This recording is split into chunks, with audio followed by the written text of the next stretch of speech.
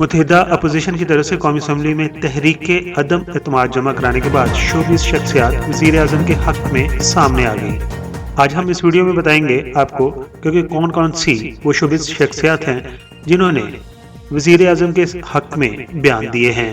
تو سب سے پہلے بات کرتے ہیں ادنان صدیقی کی۔ ان کا کہنا ہے کہ عمران خان قوم کا وزیر اعظم ہے اور لوگ انہیں چاہتے ہیں اور وہ ملک کو مشکل حالات سے نکال سکتے ہیں۔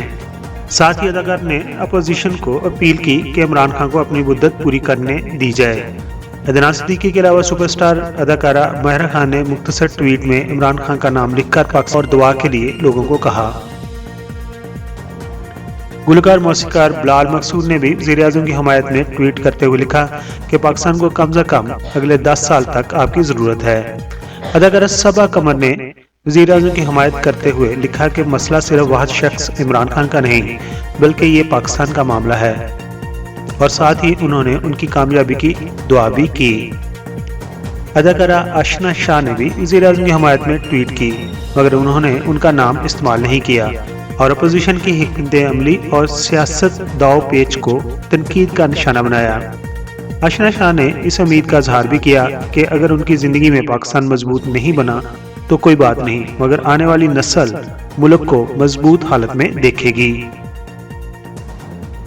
اداکارہ ایمن نے بھی ایک سوشل میڈیا کی سائٹ پر عمران خان کی پرانی تصویر شیئر کرتے ہوئے ان کی حمایت کا اعلان کیا اور ساتھ ہی کرپشن نہیں چاہیے کا ہیش ٹیگ بھی استعمال کیا۔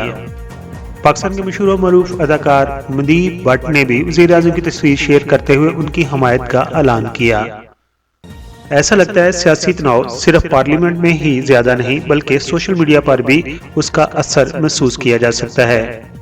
تحریک عدم اعتماد کے حوالے سے متعدد فنکاروں نے سوشل میڈیا پر وزیر اعظم عمران خان کی حمایت کا اعلان کیا ہے، جبکہ دوسری طرف ان کی سابقہ بیوی اینکر اداکارہ ریحام خان نے 27 مارچ کو سوشل میڈیا پر یہ کہا کہ جو فنکار عمران خان کی حمایت کر رہے ہیں ان کے لیے بہتر ہے کہ وہ بھاری سرمایہ کاری اپنی فلمی منصوبوں پر کریں، جس پر اداکار منیب بٹ نے شدید رد عمل ظاہر کیا اور ریحام خان کو کہا کہ آپ نے سیٹ کا فرنیچر تک عمران خان کا نام استعمال کر کے فلم جانا کے لیے حاصل کیا، تو ہم پر تنقید نہ کریں اور بے وقار سابقہ بیوی۔ اس کے علاوہ ریحام خان نے یہ بھی کہا تھا کہ فاشسٹ حکومت کی حمایت کرنے پر 24 شخصیات پر دکھ ہوا ہے۔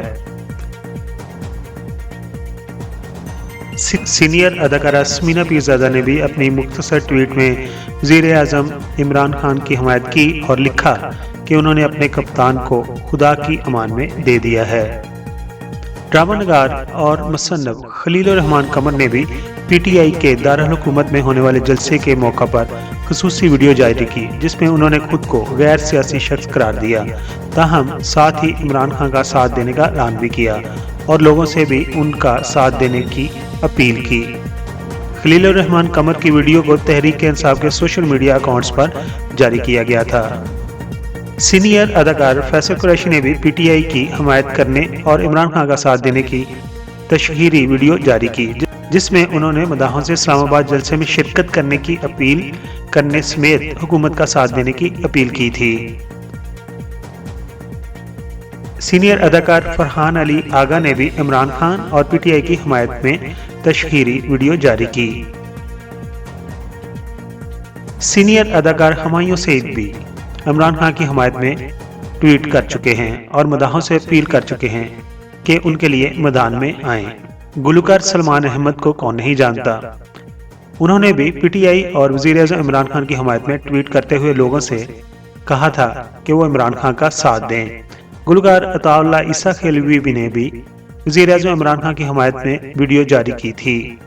دوستو، یہ وہ فنکار تھے جنہوں نے وزیر اعظم کو اس مشکل وقت میں تنہا نہیں چھوڑا بلکہ سوشل میڈیا کے مختلف پلیٹ فارم پر ان کی حمایت میں ویڈیو جاری کی ہیں۔